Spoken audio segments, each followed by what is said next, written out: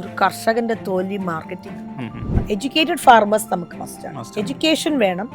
കാരണം 10ാം ക്ലാസ് അല്ലെങ്കിൽ നമുക്ക് 100 ഏക്കർ സ്ഥലമുണ്ട്, അവന് +2 വരെ പഠിച്ചിട്ടുണ്ടെങ്കിൽ കല്യാണം കഴിക്കാൻ ഒരു പെണ്ണ് പോലും കിട്ടില്ല. ആ ഒരു സ്ഥിതിയിലേക്കാണ് ഒരു കർഷകന്. Family that is also important. നല്ലൊരു ഫാമിലിയിൽ നിന്നൊരു അലയൻസ് പോലും വരത്തില്ല. എനിക്കെല്ലാം കാട്ടുജാതി. ഞാൻ എൻ്റെ പറമ്പിൽ വെച്ചിട്ടുള്ളതും പണ്ടുള്ളതും കാട്ടുജാതിയാണ്. ഇതിൻ്റെ ഇടയ്ക്ക് സിബി വെച്ചതും കാട്ടുജാതിയാണ്. ഞാനിപ്പോൾ പ്ലാൻ ചെയ്തുകൊണ്ടിരിക്കുന്നത് കാട്ടുജാതിയാണ്. നമ്മൾ ഈ ആൾക്കാരുടെ ഒരു ക്വസ്റ്റ്യനാണ്, നമ്മളിപ്പോൾ ഒരു സംശയമാണ്. നമ്മൾ ഈ 4 തെങ്ങിൻ്റെ ഇടയ്ക്ക് ഒരു ജാതി വെക്കുന്നതിന് പകരം ഒരു 30 അടി വിസ്തൃതി ഉണ്ടെങ്കിൽ 2 തെങ്ങിൻ്റെ ഇടയ്ക്ക് നമുക്കൊരു ജാതി വെക്കാമല്ലോ. സ്പേസിങ് കുറച്ചും കൂടെ നമുക്ക് വെർട്ടിക്കലായിട്ട് ഹൊറിസോണ്ടലായിട്ട് നമുക്ക് ആ സ്പേസ് വേസ്റ്റ് ആവത്തില്ല. ഈ തമിഴ്നാട്ടിലേക്ക് ഇപ്പൊ അങ്ങനെ ഒരുപാട് പേര് വരുന്നുണ്ടോ തോന്നുന്നു. കുറേ പേര് വരുന്നുണ്ട്. അവരൊക്കെ പുറത്താണ്. നമ്മൾ വിചാരിക്കുമ്പോൾ എങ്ങനെ നടക്കുന്നുള്ള 50-60 ഏക്കറൊക്കെ ദുബായിലും അമേരിക്കയിലും ഇരുന്നിട്ട് സിമ്പിളായിട്ട് അവർക്ക് മാനേജ് ചെയ്യുന്നു.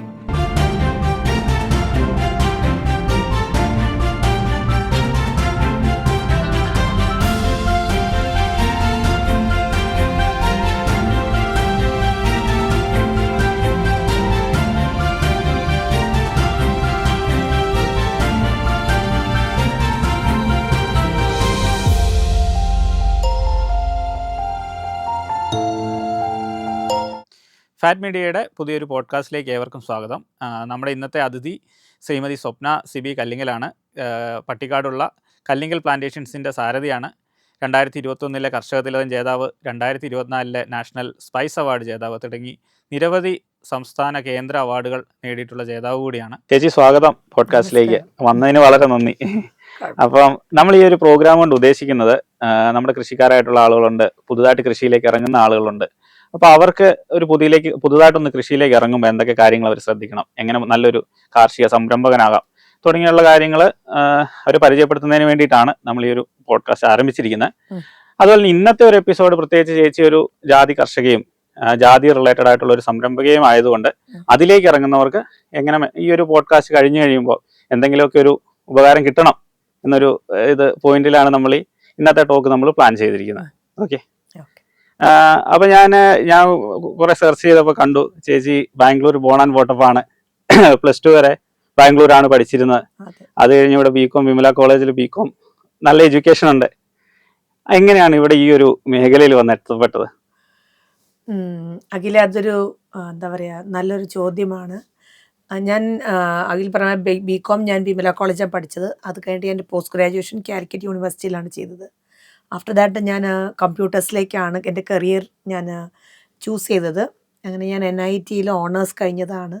അന്നത്തെ കാലത്ത് GNIT നമ്മൾ വെബ് പേജും അങ്ങനെയൊക്കെ ഞാൻ സോഫ്റ്റ്വെയറിലായിരുന്നു ഞാൻ കൂടുതലും വർക്ക് ചെയ്തുകൊണ്ടിരുന്നതും.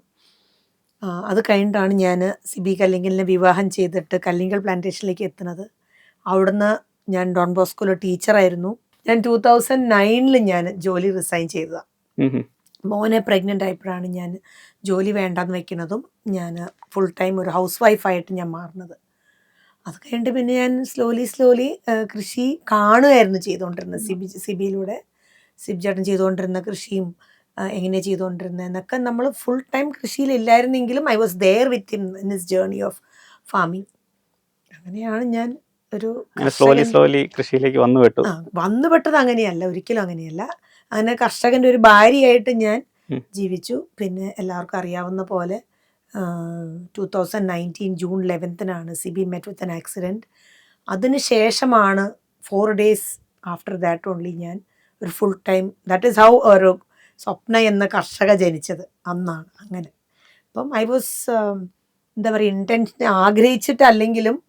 ആഗ്രഹിച്ചിട്ടാണെങ്കിലും എങ്ങനെയാണെങ്കിലും ഞാൻ ഒരു കൃഷിയിലേക്ക് കടന്നു പോയതാണ്. കാരണം സിബിചേട്ടൻ മരിച്ച സമയത്ത് എല്ലാവരും എന്നോട് പറഞ്ഞതാണ് നമുക്ക് കൃഷി വേണ്ട, നമുക്ക് ഒറ്റയ്ക്ക്. ബിക്കോസ് എനിക്ക് വലിയ അറിവൊന്നും ഉണ്ടായിരുന്നില്ല കൃഷിയിൽ, എങ്ങനെ ചെയ്യണം, എന്ത് ചെയ്യണം. സത്യം പറഞ്ഞാൽ ഒരു ചെടി എൻ്റെ സ്വന്തം കൈ കൊണ്ട്, വീട്ടിലെ പൂച്ചട്ടികളല്ലാതെ ഒരു വിള ചിലൊരു കവുങ്ങും തയ്യോ അങ്ങനെയൊന്നും ഞാൻ പ്ലാൻ ചെയ്തിട്ടില്ല. ചെയ്യുന്ന എങ്ങനെയെന്ന് എനിക്ക് അറിയത്തില്ല. അപ്പം അങ്ങനെ ഒരു സിറ്റുവേഷനിൽ എനിക്കും എൻ്റെ മനസ്സിലുണ്ടായിരുന്നു എൻ്റെ കൃഷി ഞാൻ എങ്ങനെ ചെയ്യുമെന്നൊന്നും എനിക്കും അറിയത്തില്ലല്ലോ. സോ മെജോറിറ്റി ആൾക്കാർ വന്നവരും പോയവരും ഫ്യൂണറൽ കഴിഞ്ഞ് നിന്നവരൊക്കെ പറഞ്ഞത്, എൻ്റെ ഫാമിലി ആണെങ്കിലും സിബിയുടെ ഫാമിലി ആണെങ്കിലും ഭൂരിഭാഗം ആൾക്കാർ പറഞ്ഞു നമുക്ക് വേണ്ടെന്ന് വയ്ക്കാം, we can sell the property, or നമുക്ക് വേറെ എന്തെങ്കിലും ഓപ്ഷൻസ് ചിന്തിക്കാം. ഈതർ യു മൂവ് ഔട്ട്, അല്ലെങ്കിൽ വേറെ എന്തെങ്കിലും ജോലിയോ അങ്ങനെ കുറേ ഓപ്ഷൻസ് ആൾക്കാർ പറഞ്ഞിട്ടുണ്ടായിരുന്നു.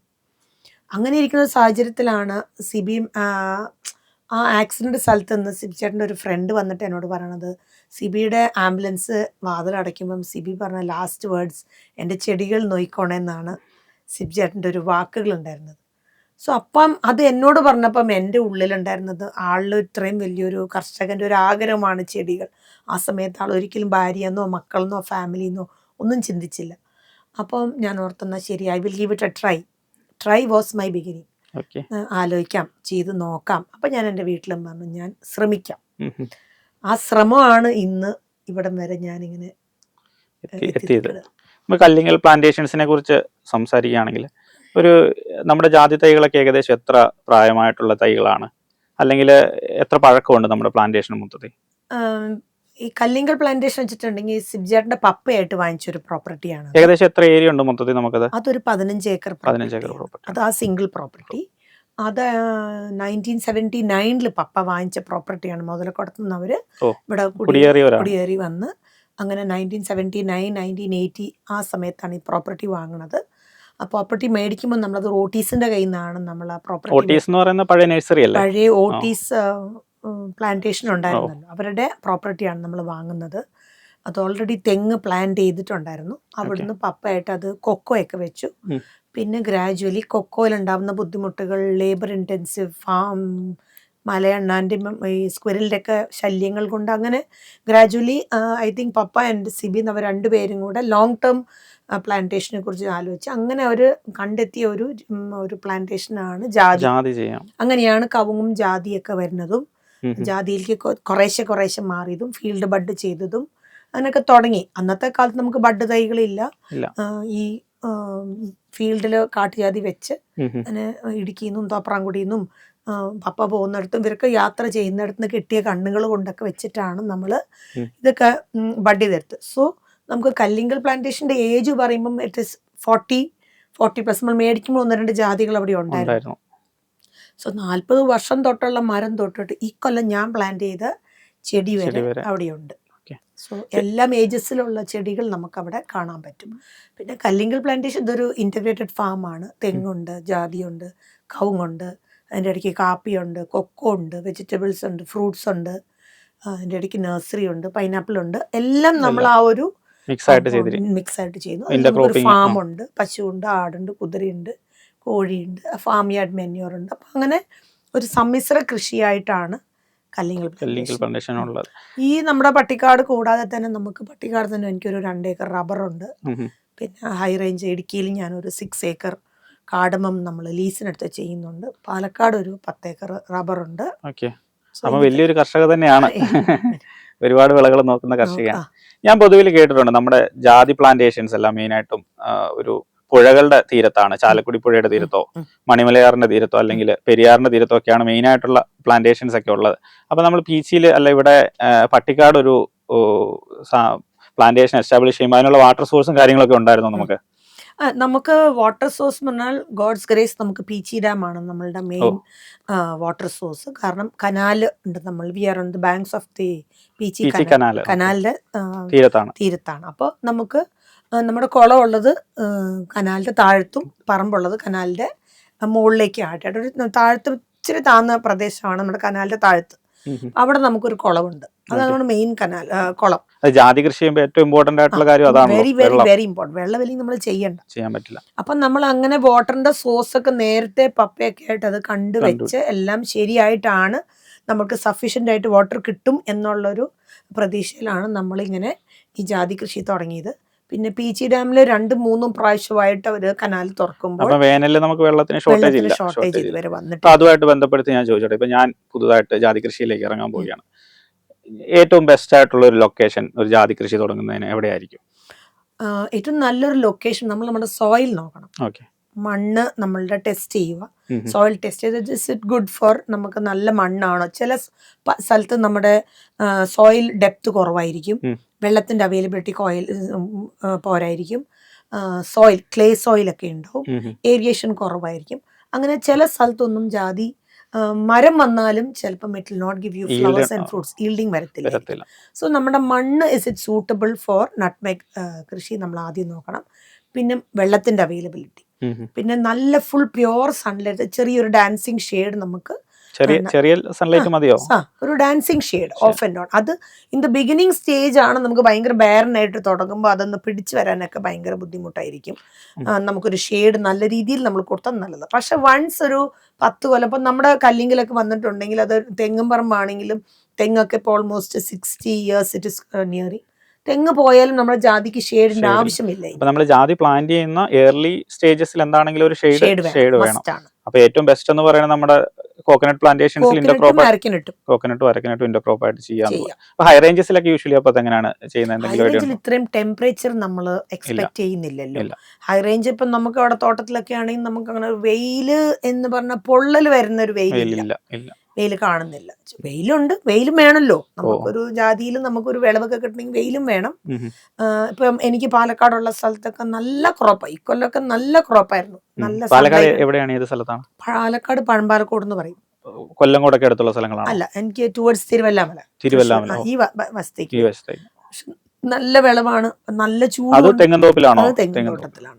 സോ ഇപ്പൊ നമ്മൾക്ക് നമ്മുടെ കാലാവസ്ഥ അനുസരിച്ച് നമ്മൾ അഡാപ്റ്റ് ചെയ്യണം. ഈ ഭയങ്കരമായിട്ട് ക്ലൈമറ്റിനെ ഡിപ്പെൻഡ് ചെയ്യുന്ന ഒരു ക്രോപ്പാണ് ജാതി.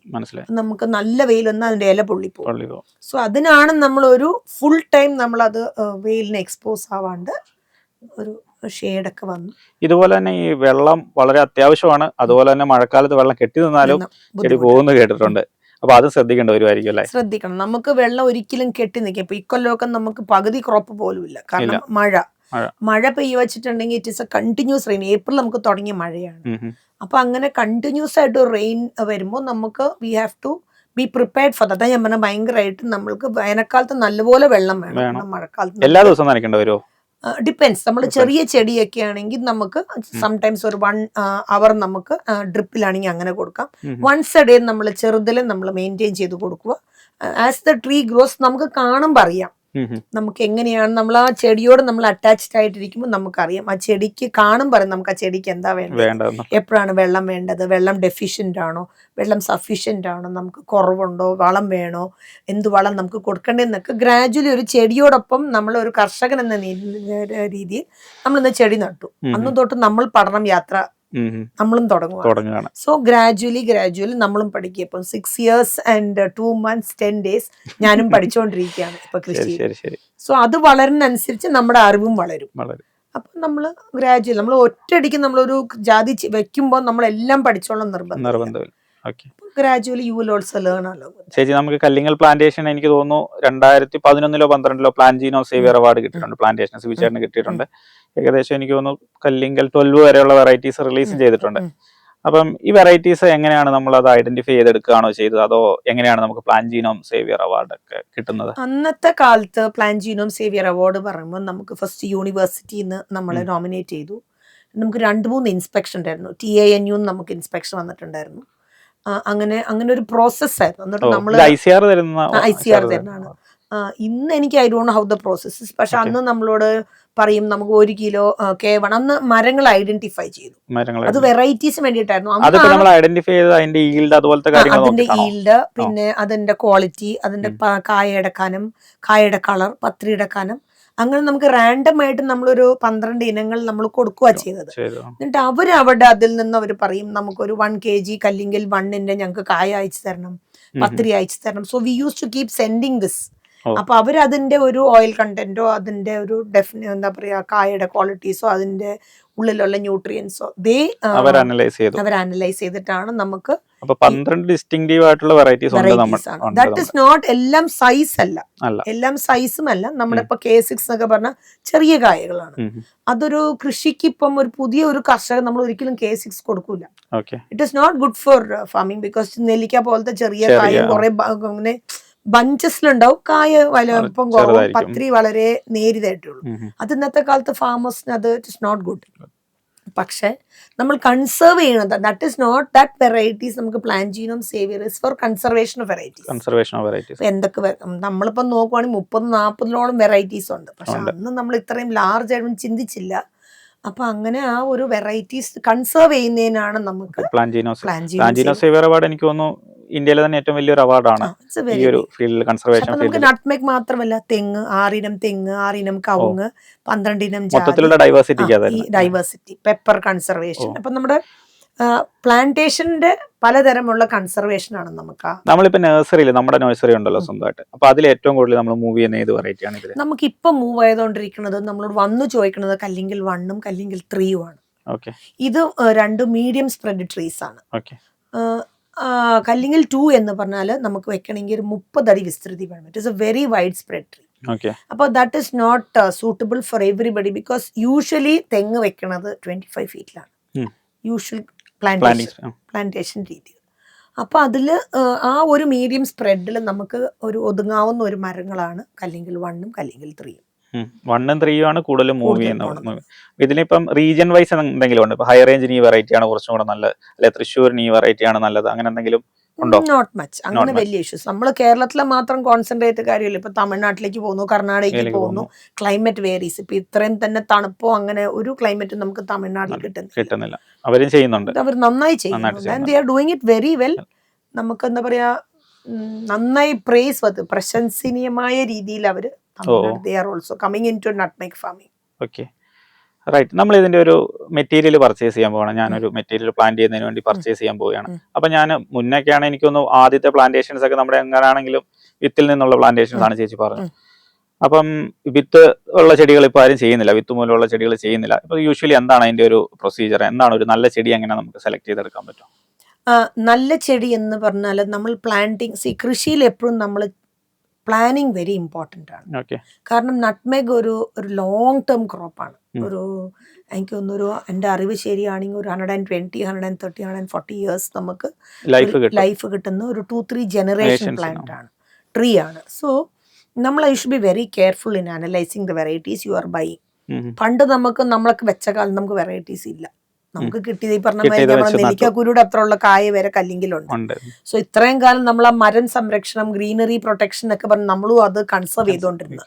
But now gradually since 3 years I have also started replanting, because quality നമുക്ക് എൻഡ് പ്രോഡക്റ്റ് നമ്മൾ ആവറേജ് ആയിട്ട് നമ്മൾ കുറെ കായ കൊടുക്കണ ഒരു വിലയും നമുക്കൊരു നല്ല രീതിയിൽ ഒരു പരിപ്പിന്റെ കനവും തൂക്കവും ഒക്കെ ഇന്നത്തെ കാലത്ത് എക്സ്പോർട്ട് മാർക്കറ്റ് നമ്മളിപ്പോ അങ്ങനെയാ ബ്രോഡ് പെർസ്പെക്റ്റീവ്. അപ്പൊ ഒരു 10 വർഷം മുമ്പ് നമ്മുടെ മാർക്കറ്റിംഗ് ടെക്നീക്ക് അല്ല നമ്മളിപ്പം മാർക്കറ്റ് ചെയ്യണത്, നമ്മൾ കോൺസെൻട്രേറ്റ് ചെയ്യണ മാർക്കറ്റ്. സോ നൗ നമ്മൾ നമ്മുടെ കൃഷി രീതികൾ മാർക്കറ്റിന് അനുസൃതമായി നമ്മൾ മാറ്റാം. So you have to go in for better quality, better varieties. നമുക്കൊരു വലിപ്പം അനുസരിച്ച് തീരെ ചെറിയ കായൊന്നും ഇപ്പം ഞാൻ കൊടുക്കില്ല എന്ന് പറഞ്ഞാൽ മദർ പ്ലാന്റ്സ് ഒന്ന് കണ്ടിട്ട് എപ്പോഴും നമ്മൾ പറയാ, നമ്മളൊരു ഫാമിൽ പോവുക, ഫാമേഴ്സിന് വിസിറ്റ് ചെയ്യുക. നമ്മൾ ഓടിപ്പോയിട്ട് നമ്മളിപ്പം മണ്ണുത്തിയിലാണ് താമസിക്കുന്നത്, നമുക്കറിയാം, പകലിനും അറിയാം, എനിക്കും അറിയാം എത്ര നഴ്സറീസ് ഉണ്ടെന്ന്, what is the quality of seedlings we get എന്നുള്ളത് നമുക്ക് എല്ലാവർക്കും അറിയാം. പക്ഷെ many people are helpless, but many people നമുക്ക് പറ്റുന്നവർക്ക് പോയി നല്ലൊരു ഫാം കാണുക, ജാതി എങ്ങനെ പ്ലാന്റ് ചെയ്തിട്ടുള്ള, എങ്ങനെ വളരുമ്പോൾ എങ്ങനെയുണ്ടാവും, 10 വർഷം കഴിയുമ്പോൾ ഈ മരം എങ്ങനെയുണ്ടാവും, 30 വർഷം കഴിയുമ്പോൾ ഈ മരം എങ്ങനെയുണ്ടാവും, where will I stand after 30 years. Nutmeg ഫാമിങ്ങിൽ ഞാൻ എവിടെ ആയിരിക്കും എന്നുള്ളത് നമ്മളൊന്ന് കണ്ട് വിസിബിൾ ആയിട്ട് ഒരു കായ കണ്ട് അവരുടെ മരം കണ്ട് ക്വാളിറ്റി, ആ കായയുടെ ക്വാളിറ്റി ഒക്കെ നമുക്ക് കണ്ട് മേടിക്കുന്നതാണ് നമ്മൾക്ക് നല്ലത്. ബഡ് പ്ലാന്റ്സ് ആണല്ലോ നമ്മൾ കൂടുതലും യൂസ് ചെയ്യുന്നത്. അപ്പൊ ബഡില് ചിലരടുത്ത് ചില ചെടികൾ ഇങ്ങനെ തിരിഞ്ഞു പോകുന്ന കണ്ടിട്ടുണ്ട്, ചിലത് മുകളിലോട്ട് പോകുന്ന കണ്ടിട്ടുണ്ട്, നഴ്സറികളെ കണ്ടിട്ടുള്ളതാണ്. അപ്പൊ അതിലൊരു ശ്രദ്ധ വേണ്ടി വരുമെന്ന് തോന്നുന്നു. തീർച്ചയായിട്ടും വേണം. കാരണം വെച്ചാൽ അഖില പണ്ട് നമ്മളൊരു 6, 7, 8 years മുമ്പൊക്കെ നമ്മൾ ഗ്രാഫ്റ്റ് ചെയ്യുമായിരുന്നു. ഒരു ബ്രാഞ്ചില് നമ്മൾ ശിഖരം ബ്രാഞ്ചസ് ഗ്രാഫ്റ്റ് ചെയ്യുന്ന ഒരു രീതി ഉണ്ടായിരുന്നല്ലോ, സൈഡ് ഗ്രാഫ്റ്റ് ഉണ്ടായിരുന്നു. അപ്പൊ നമ്മളത് അങ്ങനെയും ചെയ്തുകൊണ്ടിരുന്ന ഒരു കാലം ഉണ്ടായിരുന്നു. അതൊന്നും സക്സസ്ഫുൾ അല്ല. ബഡ് ചെയ്യുന്ന നല്ല. അല്ലെങ്കിൽ നമ്മള് മരത്തില് സെൻട്രൽ സൂട്ടിൽ നമ്മൾ വെച്ച് ഗ്രാഫ്റ്റ് ചെയ്യുന്നതാണ്.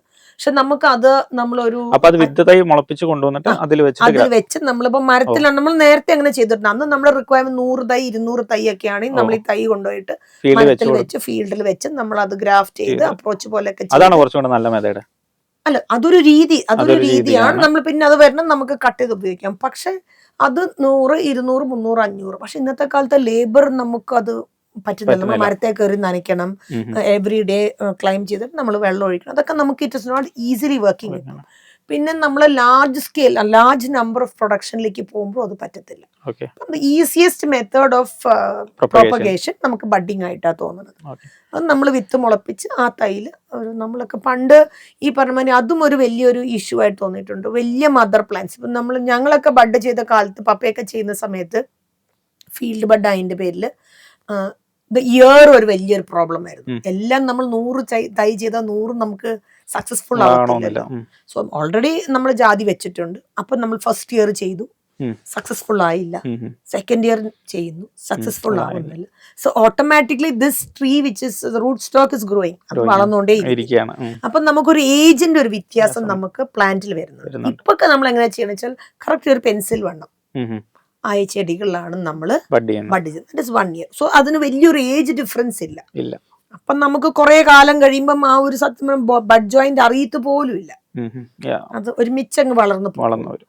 പിന്നെ ചേച്ചി വേറെ കാര്യം ഞാൻ ശ്രദ്ധിച്ചിട്ടുള്ളത്, ജാതിയിൽ പ്രത്യേകിച്ച് ഒരു കോൺട്രവേഴ്സി ഉള്ളത്, അത് വിത്ത്, അതായത് കാട്ടുജാതിയുടെ വിത്തിൽ അത് ബഡ് ചെയ്യണമോ അല്ലെങ്കിൽ നാടൻ ജാതി വിത്ത് മുളപ്പിച്ച് ആ തൈല് ബഡ് ചെയ്യണോ എന്നുള്ളത്. ചിലർ പറയും കാട്ടുജാതിയിൽ ബഡ് ചെയ്യുന്നതാണ് നല്ലത്, ചിലർ പറയുന്നത് നാടൻ ജാതിയിൽ ബഡ് ചെയ്യുന്നതാണ് നല്ലതെന്ന് പറയും. അപ്പൊ ചേച്ചിയുടെ തന്നെ ഒരു ടേക്ക് എന്താണ്? അതൊരു വലിയൊരു കോൺട്രവേഴ്സി ആയിട്ട് ഇപ്പൊ വന്നുകൊണ്ടിരിക്കുന്നത് എന്റെ അനുഭവത്തിൽ. പ്രത്യേകിച്ച് നമ്മുടെ ഈ ഒരു കാലാവസ്ഥ വ്യതിയാനത്തിന്റെ ഒക്കെ ഒരു സമയത്ത് നാടൻ കാട്ടുജാതിയിൽ ചെയ്യുന്നതാണ് കുറച്ചുകൂടെ നല്ലത്.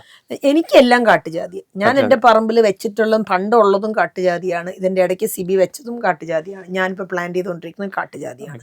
ദ റീസൺ വൈ മീൻസ് നമുക്ക് 2018 പ്രളയമാണ് നമുക്ക് അതിനൊരു വലിയൊരു പാഠം നമ്മളെ പഠിപ്പിച്ചു തന്നത്. ഞങ്ങളുടെ ഏരിയയിലേക്ക് കണ്ടമാനം പണ്ടത്തെ നാടൻ്റെ മരങ്ങൾ വലിയ ഹ്യൂജ് ട്രീസ് ഉണ്ടായിരുന്നു. ഞങ്ങൾക്കും ഉണ്ടായിരുന്നു ഒരു 5-6 മരങ്ങൾ. ആ 2018 പ്രളയത്തിൽ ഞങ്ങളുടെ പട്ടിക്കാട് ഞങ്ങളുടെ വീട്ടിൽ നിന്ന് പോകുന്ന വഴിയുള്ള എല്ലാ ജാതിയും ഉണങ്ങി. നാടൻ മരങ്ങളല്ല, ഞങ്ങളുടെയും പോയി. അപ്പോൾ അത് ആ വാട്ടർ നമ്മളുടെ കണ്ടന്റ് സോയിൽ കൂടുമ്പോൾ അതിന് പിടിച്ച്, കാരണം അതിന്റെ വേര് നമ്മളൊരു നാടൻ ജാതിയുടെ മരം മറിഞ്ഞു പോകുമ്പോൾ അപ്രൂട്ട് കുറച്ച് വേരേ ഉള്ളൂ. അതിനെ പിടിച്ച് നിൽക്കുന്ന പ്രത്യേകിച്ച് നമ്മുടെ ഈ സൈഡിലൊക്കെ നമുക്ക് ഇനി ഡിസംബർ ആയാൽ വൃശ്ചിക കാറ്റ് തുടങ്ങും, ഒരു പാലക്കാടൻ കാറ്റ്.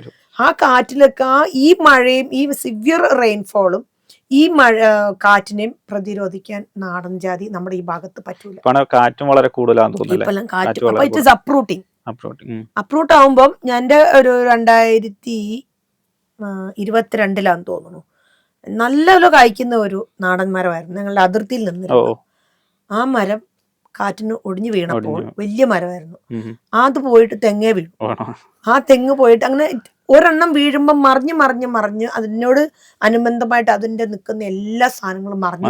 വലിയ മരമാണല്ലോ.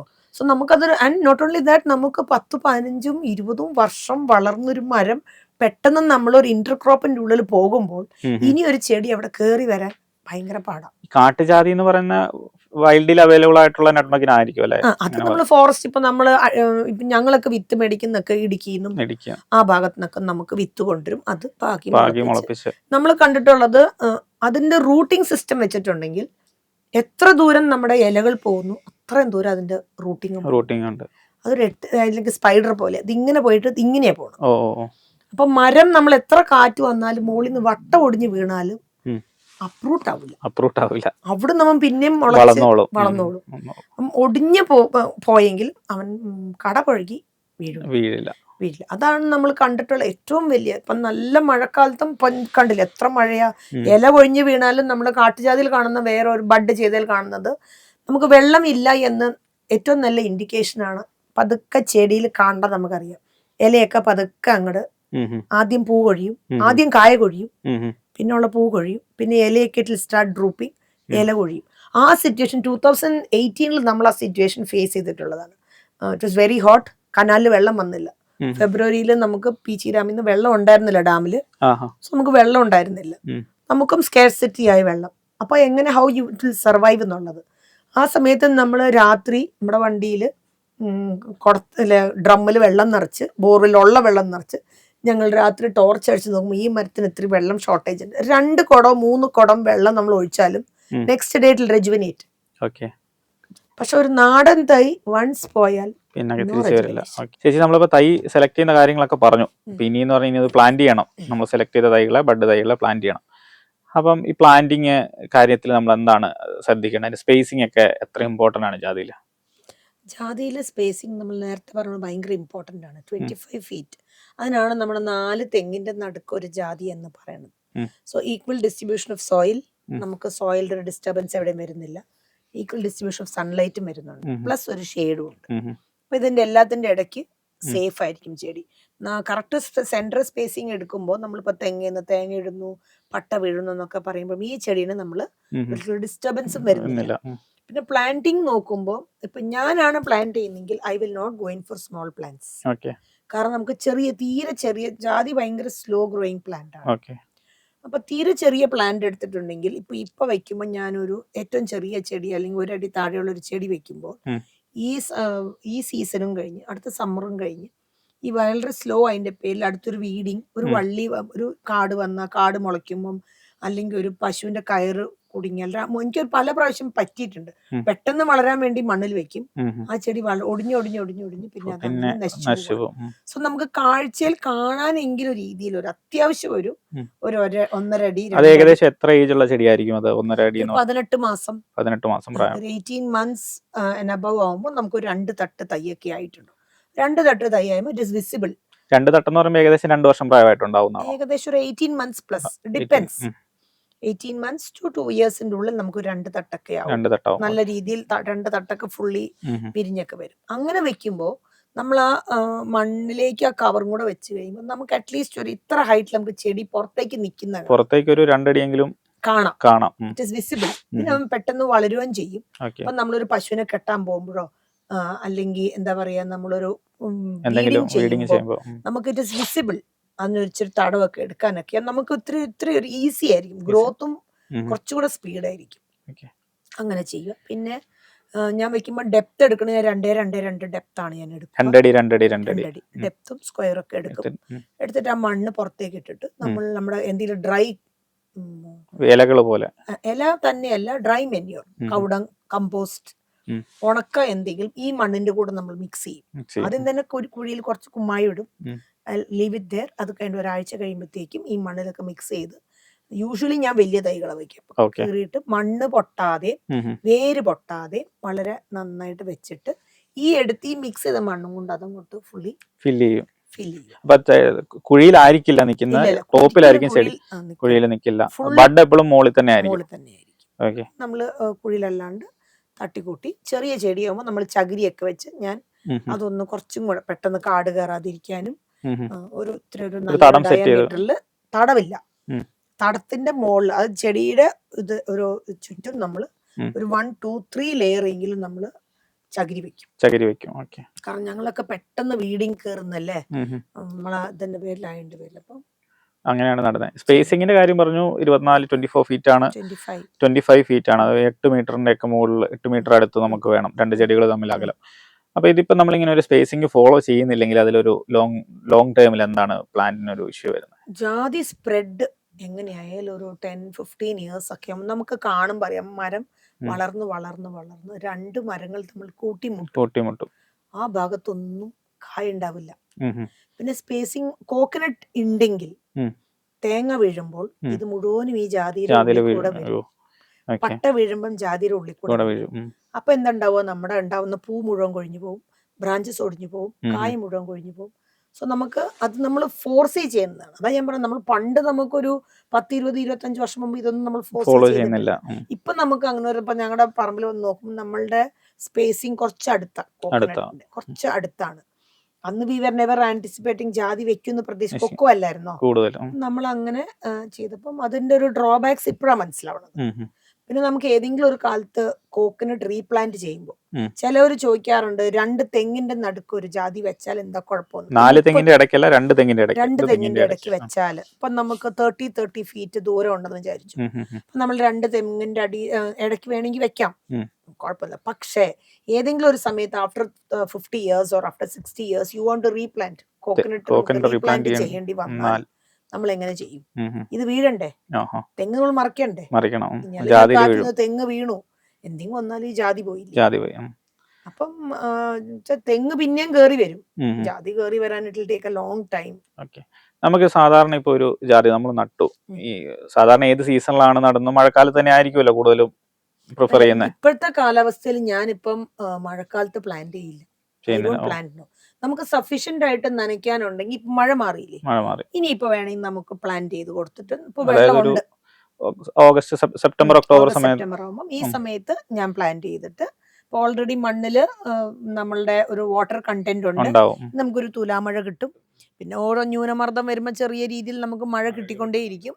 പ്ലസ് അപ്പം നമുക്ക് ബൈ സമ്മർ ആകുമ്പോഴത്തേക്കും വേരൊക്കെ ഒന്ന് സെറ്റായി ഡ്രിപ്പും അങ്ങോട്ട് കൊടുത്തിട്ടുണ്ടെങ്കിൽ പിന്നെ സമ്മറിലും അങ്ങനെ ഗ്രോത്തിൻ്റെ ഒരു ഒരു ഒരു സ്റ്റാഗ്നൻറ്റ് വരുന്നില്ല, അതും വന്നോളും. നമ്മൾ ഈ ആൾക്കാരുടെ ഒരു ഒരു ക്വസ്റ്റ്യനാണ്, നമ്മളിപ്പോൾ ഒരു സംശയമാണ്, നമ്മൾ ഈ 4 തെങ്ങിൻ്റെ ഇടയ്ക്ക് ഒരു ജാതി വെക്കുന്നതിന് പകരം ഒരു 30 അടി വിസ്തൃതി ഉണ്ടെങ്കിൽ 2 തെങ്ങിൻ്റെ ഇടയ്ക്ക് നമുക്കൊരു ജാതി വെക്കാലോ, സ്പേസിങ് കുറച്ചും കൂടെ നമുക്ക് വെർട്ടിക്കലായിട്ട് ഹൊറിസോണ്ടലായിട്ട് നമുക്ക് ആ സ്പേസ് വേസ്റ്റ് ആവത്തില്ലല്ലോ. പക്ഷെ അപ്പം നമുക്ക് ലോങ് റണ്ണിൽ നോക്കുമ്പോൾ നമുക്ക് തെങ്ങിന്ന് വീഴുന്ന തേങ്ങയും പട്ടയും ഈ സാധനങ്ങളൊക്കെ നമ്മൾ ഹാർവെസ്റ്റ് ചെയ്യുമ്പം ഇത് വീടിന് ജാതിയുടെ ഉള്ളിലേക്ക് വീഴുക. അപ്പോൾ നമുക്ക് ആ ക്രോപ്പ് നഷ്ടപ്പെട്ടു പോകും. അപ്പോൾ സ്പേസിങ് കുറയുമ്പോൾ ഉണ്ടാകുന്ന ബുദ്ധിമുട്ടുകളാണത്. പിന്നെ ഏതെങ്കിലും കാലത്ത് നമുക്ക് തെങ്ങ് റീപ്ലാന്റ് ചെയ്യണം, അല്ലെങ്കിൽ തെങ്ങ് കേടുവന്നു, തെങ്ങ് വെട്ടിക്കളയണം എന്നൊക്കെ പറയുമ്പോഴും നമുക്ക് ജാതിയുടെ ഒരു ക്രോപ്പ് നമുക്ക് ഭയങ്കരമായിട്ട് ലോസ് ആവും. ഇതെല്ലാം നമ്മൾ മുൻകൂർ കണ്ടുകൊണ്ടാണ് നമ്മൾ ഇൻ ബിറ്റ്വീൻ 4 കോക്കനട്ട് പാംസ് ഒരു ജാതി എന്ന് പറയുന്നത്. ഓക്കെ, ഇപ്പോൾ നമ്മൾ ഫ്രഷ് ആയിട്ടൊരു ഫാം സ്റ്റാർട്ട് ചെയ്യുമ്പോൾ പ്രത്യേകിച്ച് കോക്കനട്ട് അതിൽ ഇന്റർക്രോപ്പ് ആയിട്ടില്ല, അപ്പോൾ നമ്മൾ പ്രത്യേകിച്ച് ഷെയ്ഡ് എന്തെങ്കിലും കൊടുക്കേണ്ട ആവശ്യമുണ്ടോ? പ്ലെയിൻ ആയിട്ടുള്ള ലാൻഡ് ആണെങ്കിൽ തീർച്ചയായിട്ടും വേണം. അപ്പോൾ ഡിപെൻഡ്സ് ഓൺ ദി ക്ലൈമറ്റ്. അപ്പം നമുക്ക് 38, 40, 41, 42 ഡിഗ്രി ചൂട് വരുന്ന സമ്മറിൽ അത്രയൊന്നും വേണ്ട, ഒരു 30, 38 അതൊക്കെ വരുമ്പോഴത്തേക്കും തന്നെ നമുക്ക് കണ്ടാൽ അറിയാം ആ ജാതിയുടെ ചെടിയുടെ ഇലയുടെ ഒക്കെ ഒരു അറ്റമൊക്കെ കരിഞ്ഞു തുടങ്ങും. ഗ്രാജുവലി അത് ആ ഹീറ്റ് വിത്ത്സ്റ്റാൻഡ് ചെയ്യും. എന്തെങ്കിലും ഒരു പർട്ടിക്കുലർ ആയിട്ടൊരു ഷെയ്ഡ് വേണം, ഈവൻ ബനാനയാണെങ്കിലും മതി. പക്ഷെ ലോങ് റൺ ബനാനയൊക്കെ നമുക്ക് കുറച്ച് നാളത്തേക്കല്ലേ പറ്റത്തുള്ളൂ. ലോങ് റണ്ണിലേക്ക് എപ്പോഴും തെങ്ങ് ഐഡിയലാണ്, തെങ്ങാണ് ഏറ്റവും ഐഡിയൽ ആയിട്ടുള്ളത്. അല്ലെങ്കിൽ കവുങ്ങ്. ഏതെങ്കിലും ഫ്രൂട്ട് ക്രോപ്പിന്റെ ഇന്റർക്രോപ്പ് ആയിട്ടോ അങ്ങനെ ചെയ്യാൻ പറ്റും, ഇപ്പൊ റംബുട്ടാനോ മാംഗോസിനോ അങ്ങനെ? പക്ഷെ സ്പേസിങ് അങ്ങനെ ഒരു റംബുട്ടാനും ഈക്വൽ സ്പേസിങ് വേണം, നട്ട്മെഗിനും ഈക്വൽ സ്പേസിങ് വേണം. പിന്നെ റംബുട്ടാൻ നമ്മൾ പ്രൂൺ ചെയ്ത് നിർത്തണ്ടേ, പ്രൂൺ ചെയ്ത് നമുക്ക് ഹാർവെസ്റ്റിങ്ങിനൊക്കെ നമുക്ക് വേണം. ഈ നമ്മൾ ജാതി വെച്ചും ജാതി ഇങ്ങനെ പൊങ്ങിപ്പോവില്ലേ, നമുക്ക് ഗ്രാജുവലി നമുക്ക് സൺലൈറ്റ് ഷെയ്ഡ് ആവും. റംബുട്ടാന് ഷെയ്ഡ് പാടില്ല, റംബുട്ടാൻ നല്ല ഫ്രൂട്ട്സ് വേണമെങ്കിൽ നല്ല വെയിൽ വേണ്ടേ, നമുക്ക് അതൊരു ബുദ്ധിമുട്ട്. അപ്പം നമുക്കൊരു മൾട്ടി ടയർ ക്രോപ്പിംഗ് എന്നുള്ള രീതിയിൽ തെങ്ങ്, ജാതി, അടയ്ക്ക, അതായിരിക്കും നമ്മുടെ ഒരു ഏറ്റവും ബെസ്റ്റ് ആയിട്ടുള്ള ഐഡിയൽ ആയിട്ടുള്ള. കുരുമുളക് കയറ്റണമെങ്കിൽ കുരുമുളക് കയറ്റാം, അതായിരിക്കും ഏറ്റവും കുരുമുളക് കയറ്റാം. തെങ്ങയിലും നമുക്ക് കുരുമുളക് വേണം. ജാതി ഒരു മോണോക്രോപ്പ് ആയിട്ട് ചെയ്യുന്നതിൽ നല്ലത് ഇങ്ങനെ ഇന്റർക്രോപ്പ് ആയിട്ട് തെങ്ങിൻ തോപ്പില് മോണോക്രോപ്പ് ആയിട്ട് ചെയ്യുമ്പോൾ അതിൽ വരുന്നതെന്നറിയോ, 1 ഇയർ നമുക്ക് ഇപ്രാവശ്യം നമുക്ക് ക്രോപ്പ് ഭയങ്കര ലെസ്സാണ്. ക്രോപ്പ് ലോസ് ആകുമ്പോൾ നമ്മൾ എന്ത് ചെയ്യും? വില മാറ്റം വന്നാൽ നമുക്കിപ്പോൾ എന്തെങ്കിലും കാരണവശാൽ നമുക്ക് ഹൈ പ്രൊഡക്ഷൻ വന്നു, നമുക്ക് റേറ്റ് കുറഞ്ഞു, അല്ലെങ്കിൽ നമ്മൾ നട്ട്മെഗ് ഇമ്പോർട്ട് ചെയ്തു, നമുക്ക് റേറ്റ് പോയാൽ നമ്മൾക്ക് പിടിച്ചു നിൽക്കാൻ പറ്റില്ല. ഇപ്പൊ തെങ്ങിന് ഇപ്പൊ തേങ്ങയ്ക്ക് നല്ല വിലയില്ലേ, അടയ്ക്കയ്ക്ക് വില പോയി. അപ്പൊ നമുക്കൊരു ഇന്റർക്രോപ്പ് ഉണ്ടെങ്കിൽ നമുക്ക് പിടിച്ചു നിൽക്കാം. പിന്നെ ജാതിക്ക പോലത്തെ ഇന്റർക്രോപ്പ് ഉണ്ടെങ്കിൽ ജാതിക്ക പോലത്തെ ഒരു ക്രോപ്പ് നമുക്ക് സ്റ്റോർ ചെയ്യാം ഫോർ ദി ഓഫ് സീസൺ. അപ്പം നമുക്ക് തേങ്ങയ്ക്ക് ഒരു വേളയും കൊണ്ട് നമുക്ക് നമ്മുടെ പറമ്പിന്റെ ആക്ടിവിറ്റീസ് ഒക്കെ നടത്തിക്കൊണ്ട് പോകാം. മറ്റേത് നമുക്ക് 1-2 ക്രോപ്സ് അടയ്ക്കുകയും നമുക്ക് ജാതിക്കയും സ്റ്റോർ ചെയ്ത് വെക്കാം. സോ നമുക്കിപ്പം കൃഷിക്കാരല്ല, എന്നും പൈസയ്ക്ക് ആവശ്യമല്ലേ, ഇപ്പം നമുക്ക് മക്കളെ പഠിപ്പിക്കണം, അല്ലെങ്കിൽ മക്കളുടെ ഒരു കല്യാണമോ, അല്ലെങ്കിൽ എന്തെങ്കിലും നമുക്ക് വേണമെങ്കിൽ നമുക്കൊരു ഫണ്ടിങ് നമുക്ക് കണ്ടാൽ നമുക്ക് നമ്മുടെ പ്രൊഡ്യൂസ് നമുക്ക് സ്റ്റോക്ക് ചെയ്ത് വെച്ചാൽ നമുക്ക് പറ്റും. അപ്പോൾ ഒരു മൾട്ടി ടയർ ക്രോപ്പിംഗ് ആണ് ബെറ്റർ ആയിട്ടുള്ള ഒരു ഓപ്ഷൻ. അത് കൃഷിയിൽ ഇനി ദർ ഇസ് നോ ഓപ്ഷൻ. നമുക്ക് തീർച്ചയായിട്ടും നമ്മൾ ഇനി ഇന്റർക്രോപ്പിലേക്ക് പോയേ പറ്റും. ഇപ്പം എന്താണെങ്കിലും വളങ്ങൾ കൊടുക്കണം. എനിക്ക് തോന്നുന്നു ആനിമൽ കമ്പോണന്റ് ഉണ്ട് ഫാമിൽ. അപ്പോൾ വളങ്ങളൊക്കെ എങ്ങനെയാണ് നമ്മൾ പ്രിപ്പയർ ചെയ്യുന്നത്? എനിക്ക് 2 കമ്പോസ്റ്റ് പിറ്റാണുള്ളത്. ഒരെണ്ണത്തിൽ ചാണകം മാത്രം, പശുവിൻ്റെ ചാണകം മാത്രമാണ്. എനിക്ക് ഉള്ളതെല്ലാം നേറ്റീവ് ബ്രീഡ്സ് ആണ്. അപ്പം വെച്ചൂര്, കാസർഗോഡ് കുള്ളൻ, തഞ്ചാവൂർ കുള്ളൻ, ഇങ്ങനത്തെ പശുക്കളാണുള്ളത്. അപ്പം ഞാൻ ചാണകം കൊണ്ട് എനിക്ക് ഒന്നും നമ്മൾ ചാണകം സമ്മറിലുള്ളത് ഉണക്കി ചാക്കിലാക്കി നമ്മുടെ നഴ്സറിയുടെ ആവശ്യങ്ങൾക്ക് പ്ലാന്റിങ് പോട്ടിംഗ് മിക്സറായിട്ട് യൂസ് ചെയ്യാൻ വേണ്ടിയിട്ട് നമുക്ക് ചാണകം പൊടിച്ച് ഒരുമാതിരി ഡ്രൈ ആക്കി ഒന്ന് പൊടിച്ച് നമ്മൾ എടുത്തു വെക്കും. രണ്ടാമത്തത് നമ്മൾ ഡ്രമ്മിൽ ചാണകം ജീവാമൃതമൊക്കെ ആക്കാൻ വേണ്ടിയിട്ട് നമ്മൾ ഡ്രമ്മുകളിലും നമ്മുടെ പറമ്പിലേക്കുള്ള വളത്തിൻ്റെ ആവശ്യത്തിന് പശുവിൻ്റെ ചാണകം അങ്ങനെ ഉപയോഗിക്കും.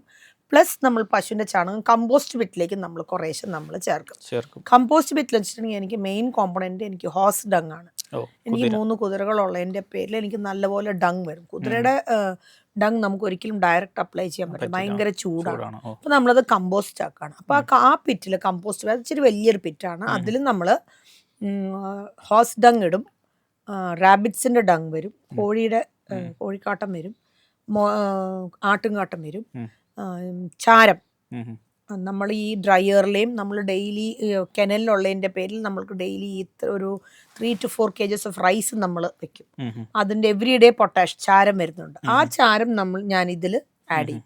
Plus gliricidia leaves. എനിക്ക് ഗ്ലൈറിസീഡിയ 10-25,000 ഗ്ലൈറിസീഡിയ ഉണ്ട്. അപ്പോൾ അതിൻ്റെ ടോപ്പിങ്സ് നമ്മൾ ചോപ്പ് ചെയ്ത് ഇതിൽ ലെയർ ആയിട്ട് ഇടും. ഒരു അപ്പം നമുക്ക് ലെയറായി ഒരു ട്രിപ്പ് ലെയറായി കഴിയുമ്പം അതിലേക്ക് നമ്മൾ പച്ച ചാണകം കലക്കി ഒഴിക്കും.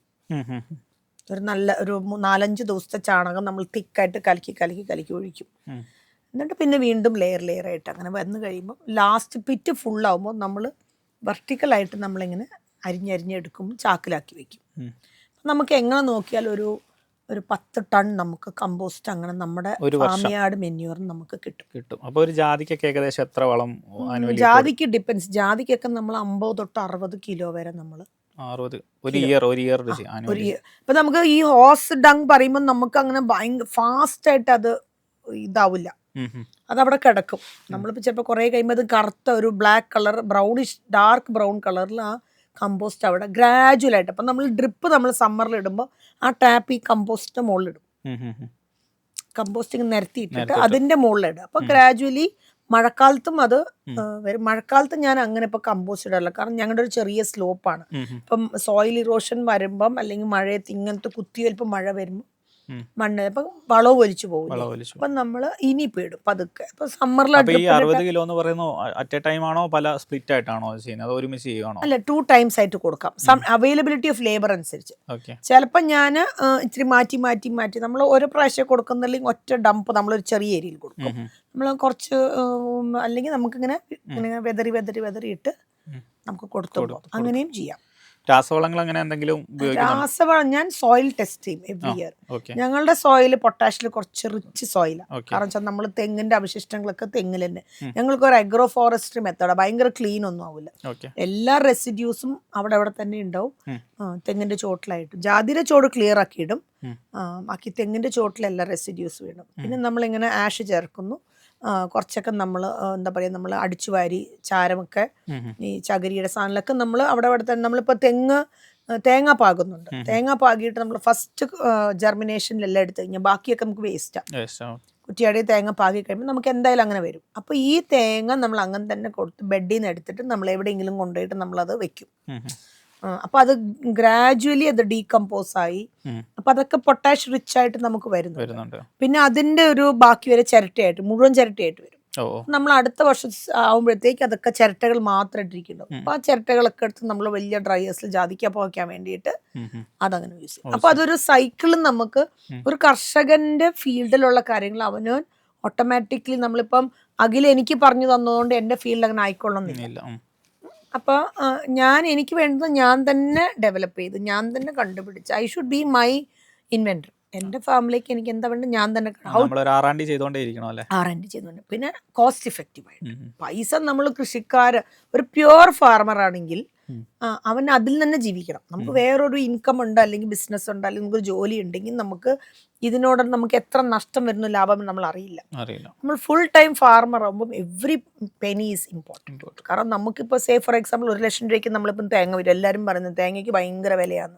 തേങ്ങ ഇല്ല, അതുകൊണ്ടാണ് ഈ വില കൂടുന്നതെന്നുള്ളത് തൃശ്ശൂർ ടൗണിലുള്ള ആരും ചിന്തിക്കത്തില്ല. അവൻ നോക്കുമ്പോൾ ഞാൻ 100 രൂപയ്ക്ക് അല്ലെങ്കിൽ 40 രൂപ 50 രൂപയ്ക്ക് ഒരു തേങ്ങ മേടിക്കുന്നു.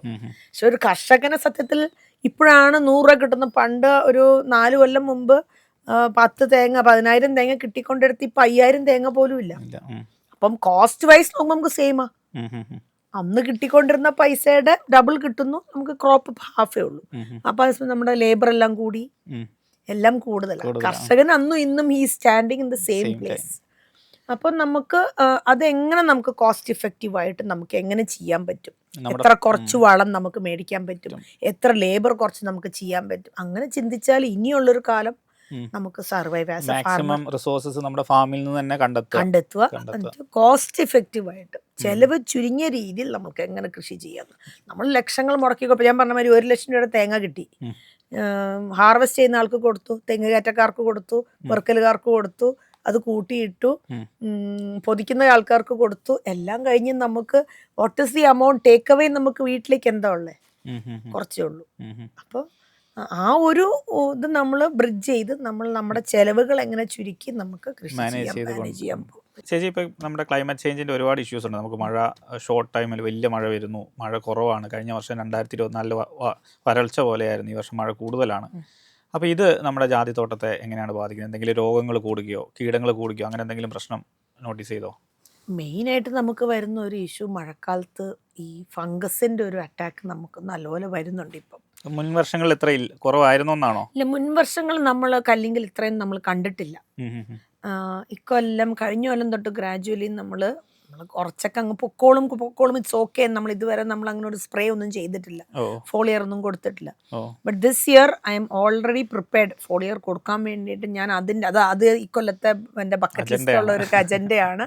ദിസ് ഇയർ നമ്മൾ ഫോളിയർ കൊടുക്കണം എന്നുള്ളത്. ബിക്കോസ് അതേ പറഞ്ഞാൽ നമ്മൾക്ക് കാലാവസ്ഥ മാറുന്നതനുസരിച്ച് നമ്മളും മാറേണ്ടിയിരിക്കുന്നു എന്നുള്ളതിൻ്റെയാണ്.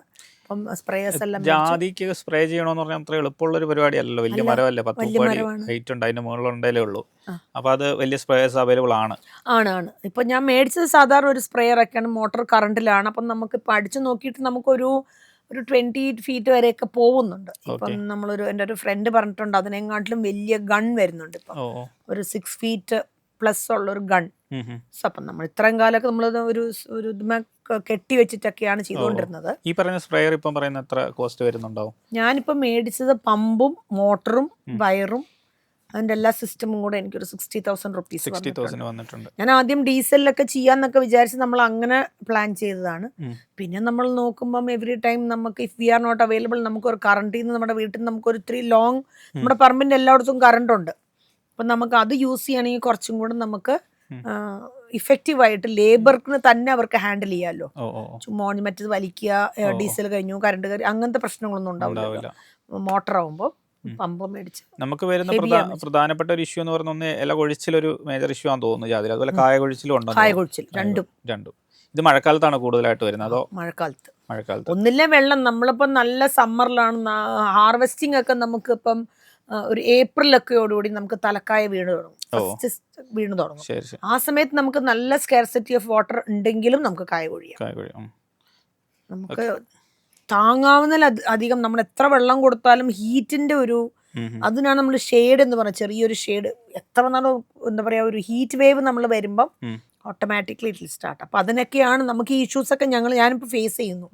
ഇത് സിബ്ജേട്ടനുള്ളപ്പോൾ ഇങ്ങനത്തെ ഒരു സംഭവം ഒന്നും ഞാൻ കണ്ടിട്ടില്ല, whether it was there or not. പക്ഷെ ഇപ്പം ഗ്രാജുവലായിട്ട് ഞാനും അത് കാണുന്നുണ്ട്. സോ അതിൻ്റെ ഒരു പ്രതിവിധിയായിട്ട് ഫസ്റ്റ് ഇതായിട്ട് ഞാനും സ്പ്രേ ചെയ്യണം എന്ന് വിചാരിച്ചു.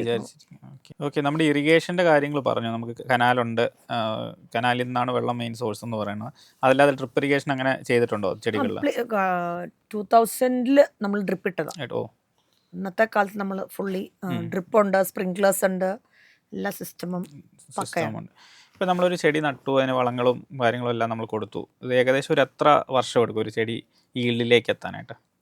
3 years. 3 years കൊണ്ട് എത്തുമോ സാധാരണ? ഐഡിയൽ ഈൽഡിലേക്ക് എത്തുമോ?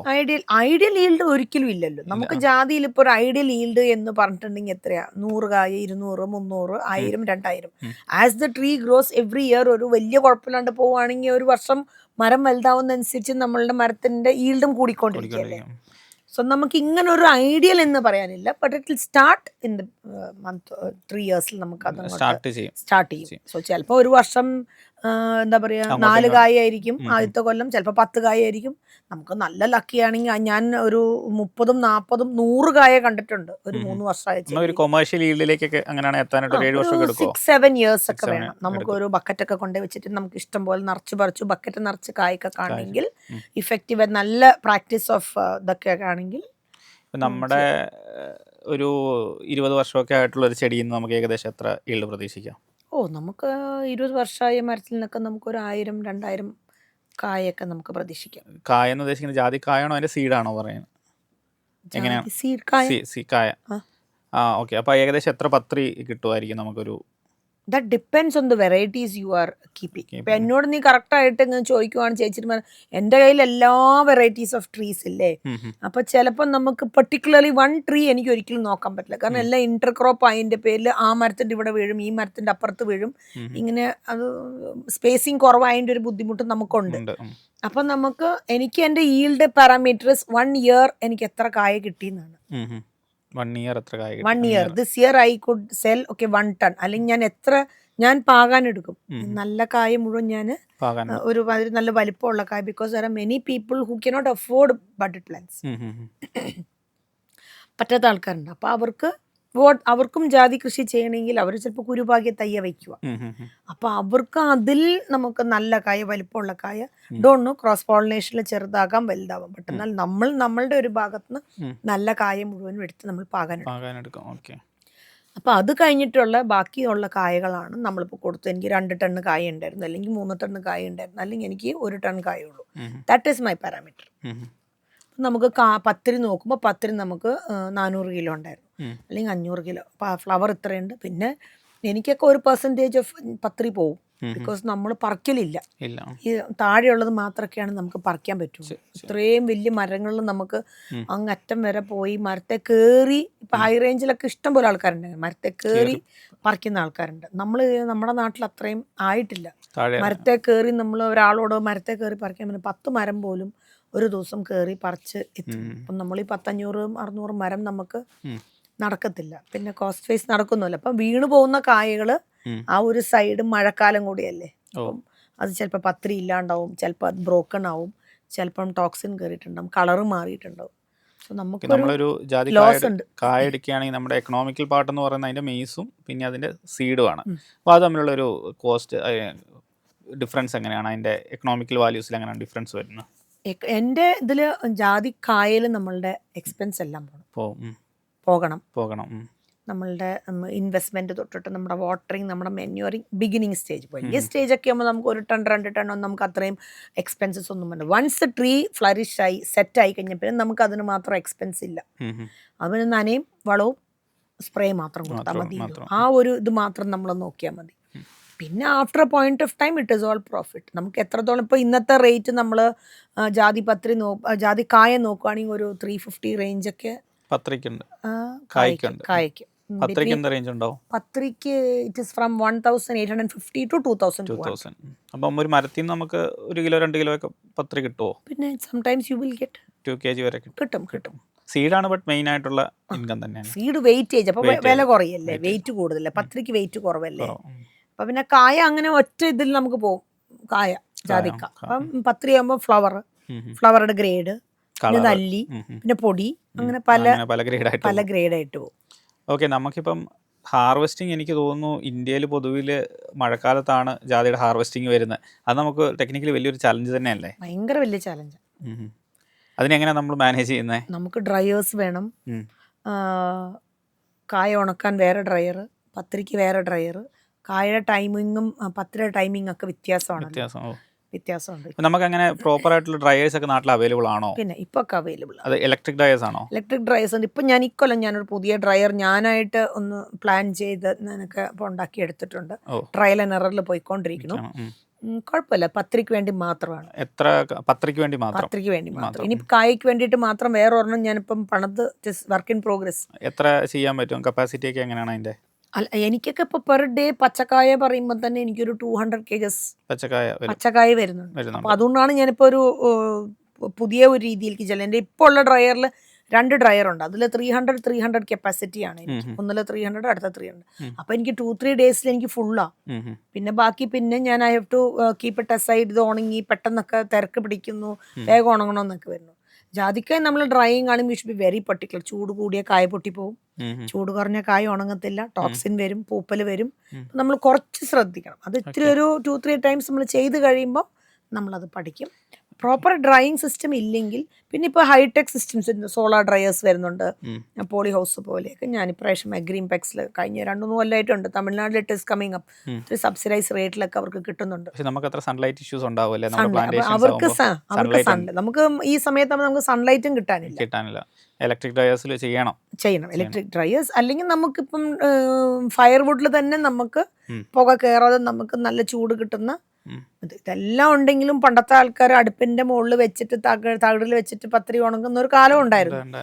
It is possible. ബട്ട് നമ്മളൊരു 10 മരവും 20 മരവും 30 മരം ഉണക്കുന്നതും നമ്മളൊരു ലാർജ് സ്കെയിൽ നട്ട്മെഗ് ഫാർമറായിട്ട് പോകുമ്പോൾ you should have proper drying system. ഇതിൽ സീഡിൽ പൊതുവിൽ കേട്ടിട്ടുള്ളതിൽ കണ്ടാമിനേഷൻ വരാറുണ്ടെന്ന് കേട്ടോ. അഫ്ലാടോക്സിൻ, ഫംഗസ് കണ്ടാമിനേഷൻ വരും. അങ്ങനെ വരുന്ന ലോട്ട് റിജക്റ്റഡ് ആവാറുണ്ട്. അപ്പോൾ യൂഷ്വലി നമ്മുടെ ഒരു ഡ്രൈയിങ് എത്ര ദിവസം എടുക്കും സീഡ് ഒന്ന് ഡ്രൈ ചെയ്ത് കിട്ടാൻ? ഡിപ്പെൻഡ്സ് ഓൺ നമ്മളിപ്പം ഉണക്കുമ്പം ഈ പറഞ്ഞ മാതിരി നമ്മുടെ K5 എന്ന് പറഞ്ഞിട്ട് is a very big nut. 30-40 gram ഒക്കെ ഉണ്ട് വലിയ കായ. അതേസമയം നമ്മൾ നെല്ലിക്കക്കുരു പോലത്തെ ഒരു കായ പോലും നമ്മുടെ കയ്യിലുണ്ട്. ഇതെല്ലാം ഒരുമിച്ചാണ് ഡ്രൈ ചെയ്യണം. അപ്പം നമ്മൾ എപ്പോഴും നോക്കുമ്പം നമ്മളൊരു കായ എടുക്കുന്നു, കിലുങ്ങി ഉണങ്ങി എടുത്തു വെച്ചോന്നല്ല, അങ്ങനെയല്ല. It should never be like that. ഇപ്പം നമ്മൾ K5യുടെ കായ ഈ കൂട്ടത്തിലുണ്ടെങ്കിൽ K5 ഒരിക്കലും ഉണങ്ങത്തില്ല. That is one fault of very big nuts. അത് ഈ കൂട്ടത്തിൽ നമ്മളൊരു ആവറേജ് ആയിട്ടുള്ള കായകൾ 10 എടുത്ത് 9 കിലുങ്ങിയാലും ഇവർ കിലുങ്ങില്ല. നമ്മൾ ഇവർ കിലുങ്ങാൻ വേണ്ടിയിട്ട് ഈ ഫുൾ ലോട്ട് നമ്മൾ ഉണങ്ങാൻ വേണ്ടി വെയിറ്റ് ചെയ്യും. സോ ഒരു ആവറേജ് സൈസ് കായയാണെങ്കിൽ നമ്മളൊരു 10 കായ എടുത്തിട്ടുണ്ടെങ്കിൽ 9 കായ എങ്കിലും നമുക്ക് നല്ല സൗണ്ടിൽ നമുക്ക് കിലുങ്ങുവാണെങ്കിൽ ദാറ്റ് ഈസ് വൺ ഇൻഡിക്കേഷൻ. ഇപ്പൊ ഒക്കെ മോയ്സ്ചർ കണ്ടന്റ് ചെക്ക് ചെയ്യുന്ന മെഷീൻസ് ഉണ്ട്.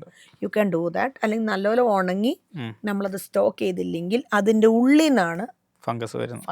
നമ്മൾ അറിയ പോലുമില്ല അവന്റെ ഉള്ളിൽ നിന്ന് ഈ ടോക്സിൻ ഉണങ്ങാണ്ട് വരുമ്പോഴാണ് ഈ പ്രോബ്ലം വരുന്നത്. ഒരാൾ കിടന്നാൽ മതി, എല്ലാം കണ്ടാമിനേഷൻ ആവും. യൂഷ്വലി എത്ര നാൾ വരെ സ്റ്റോർ ചെയ്ത് വെക്കാം പ്രോപ്പറായി ഡ്രൈ ചെയ്ത് കഴിഞ്ഞാൽ? 2 വർഷം. ഞാനൊക്കെ മൂന്നാം കൊല്ലം കൊടുത്തിട്ടുണ്ട് കായ പത്തിരി. നോർമൽ നമ്മുടെ സ്റ്റോറേജ് ചെയ്യാൻ എന്തെങ്കിലും സ്ട്രക്ചേഴ്സ് അങ്ങനെ എന്തെങ്കിലും? ഞാനെല്ലാം ഡ്രമ്മിലാണ് സ്റ്റോർ ചെയ്യുന്നത്. എയർ ടൈറ്റ് ഡ്രമ്മിൽ നമ്മൾ നന്നായി ഡ്രൈ ചെയ്ത് മോയ്സ്ചറൊക്കെ കറക്റ്റായിട്ട് മെയിൻറ്റെയിൻ ചെയ്തിട്ട് വെക്കുവാണെങ്കിൽ കഴിഞ്ഞ വർഷം ഞാൻ കൊടുത്തത് 2 വർഷത്തെ കായ ഒരുമിച്ച് വെച്ചിട്ടാണ്. പത്രിക്കും സെയിം ആണോ? പത്രിക്കും നമുക്ക് അങ്ങനെ സ്റ്റോക്ക് ചെയ്യാം, ഷുവറായിട്ടും ചെയ്യാം. ഓക്കെ. ഹാർവെസ്റ്റിങ്ങും ഡ്രൈയിങ്ങും എല്ലാം കഴിഞ്ഞ് നമുക്കിത് മാർക്കറ്റ് ചെയ്യണമെങ്കിൽ ഇതിൻ്റെ ഒരു മാർക്കറ്റിംഗ് എങ്ങനെയാണ് ജാതിക്കായുടെ അല്ലെങ്കിൽ പത്രിയുടെ? ഇപ്പം എങ്ങനെയാണ് യൂഷ്വലി നടക്കുന്നത്? അതിലെന്തെങ്കിലും പോരായ്മകളുണ്ടോ മാർക്കറ്റിങ്ങിൽ? ഒരു കർഷകന്റെ തോൽവി മാർക്കറ്റിംഗ്. ബിക്കോസ് നമുക്ക് എല്ലാവർക്കും അറിയാം ഒരു കർഷകന്റെ ഒരു പ്രോഡക്റ്റിന്റെ വില ആരാ നിശ്ചയിക്കുന്നത്? ആരാന്ന് പോലും അറിയത്തില്ല. നമ്മൾ യൂഷ്വലി ഒരു സാധാരണ കർഷകൻ മലയാള മനോരമ പേപ്പർ നോക്കുമ്പോൾ ഇന്നത്തെ കമ്പോള നിലവാരം, തേങ്ങ, ജാതിക്ക, കുരുമുളക്. ബട്ട് ആക്ച്വലി ഇപ്പം നമ്മുടെ ജാതിക്കയ്ക്ക് പേപ്പറിൽ 300 രൂപയ്ക്കാണെങ്കിൽ അതല്ല വില. അതിനെക്കാട്ടിലും കൂടുതൽ വില നമുക്ക് ഉണ്ട് കിട്ടുന്നുണ്ട്. പക്ഷെ ഒരു ആവറേജ് സാധാരണ ആളുടെ ജാതിക്കയുടെ വില നിശ്ചയിക്കുന്നത് അവിടെയുള്ള കടക്കാരനാണ്. എക്സ്പോർട്ടർ അല്ല. ഇപ്പൊ പട്ടിക്കാടാണെങ്കിൽ പട്ടിക്കാടുള്ള ഒരു ഏജന്റ് അല്ലെങ്കിൽ അവിടെ ഈ ഇത് മേടിക്കുന്ന ആൾക്കാരുണ്ടാവുമല്ലോ, കളക്ഷൻ സെന്റേഴ്സ് ഉണ്ട്.